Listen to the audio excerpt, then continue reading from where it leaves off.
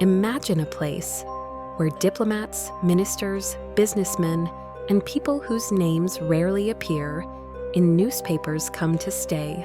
A place where everything runs like clockwork, where there are no coincidences.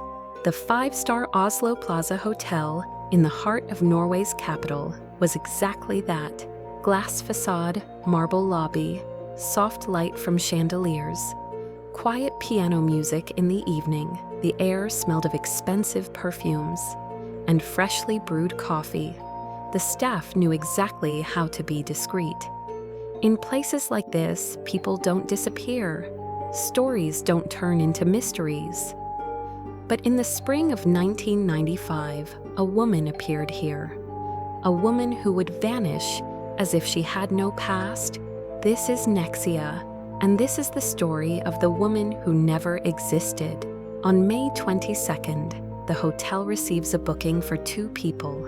Names: Louis and Jennifer Fergate. A regular reservation, nothing suspicious. The room on the upper floors, expensive, with a panoramic view of the city. In those days, one night here cost almost as much as a small trip across Europe.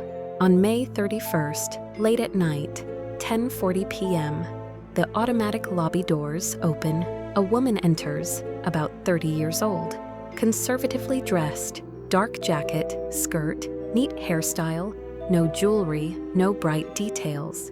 She looks too calm, not tired from traveling, not confused, as if she had been here hundreds of times before. She approaches the reception desk, quietly gives her name, Jennifer Fergate. She says she came from Belgium, pays in cash, no questions asked, no smiles, leaves no phone number, shows no ID. And strangely, no one stops her. The lobby is busy. Several international flights have just arrived. The staff works quickly. Keys are handed over without delay. Room 2805. She thanks them, disappears into the elevator. This is the last time anyone sees her alive. The following days pass almost silently. She is not seen in the restaurant. She does not order breakfast, does not sit at the bar, does not go out into the city. A do not disturb sign hangs on her door constantly.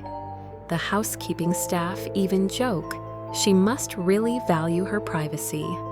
The electronic system shows the door opening occasionally.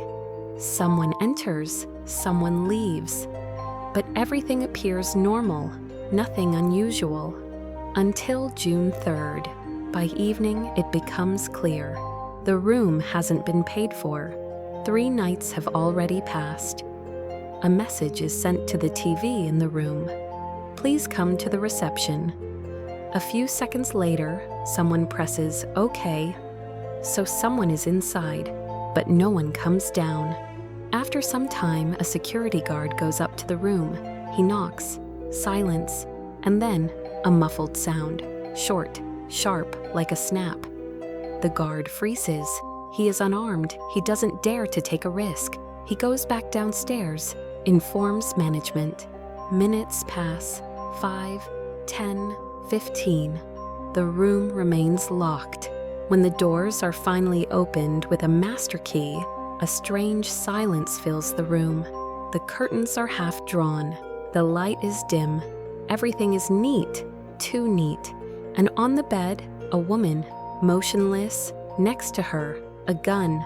At first glance, it looks like a voluntary departure from life. A quick explanation, a simple answer, but only at first glance. Strange details begin to emerge. Almost all clothing labels have been carefully removed, as if someone deliberately erased any clues. No passport, no wallet, no cards, not a single item to tell who she was. In her suitcase, only clothes, and a box of bullets, 25 rounds. Why would a tourist need so much ammunition? The registration form turns out to be fake. The address, partly real. The postal code, different. The phone number doesn't exist. The company she supposedly worked for, also fake. Even calls from the room went to numbers differing by only 1 digit and were never officially registered. As if someone deliberately created a false reality, traces leading nowhere. No fingerprints are found in any database. The weapon has no serial number. It was not just erased, it was chemically destroyed, as if someone really didn't want her to be traced. Even stranger, there are almost no gunshot residue marks on her hands, and the gun itself remained in her palm. For such a caliber, this is unusual. Normally, the recoil would throw it out of the hand. Experts determine she is not 21, as she claimed. She is approximately 25 to 30 years old. There is food in her stomach, even though dinner had been ordered almost a full day before. So either she ate much later, or the events happened at a different time than it seems. The timeline begins to crumble, and there's another detail. The booking was for 2. Louis Fairgate.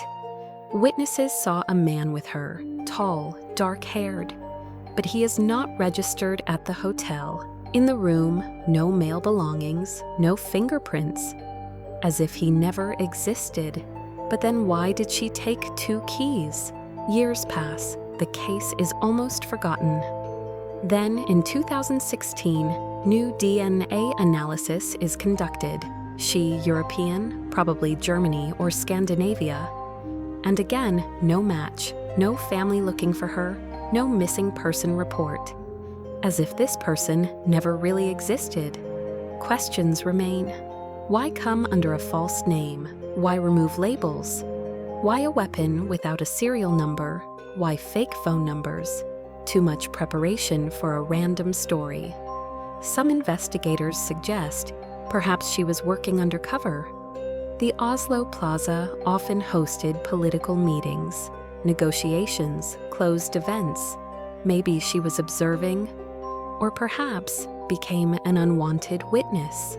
And even now, nearly 30 years later, no one knows who she was, where she came from, and what really happened in room 2805 that night.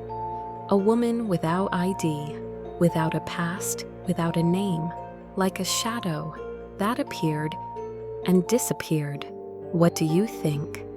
Was it a personal tragedy, a well-planned operation, or a story we will never fully uncover? Share your theory in the comments. This was Nexia. See you in the next story.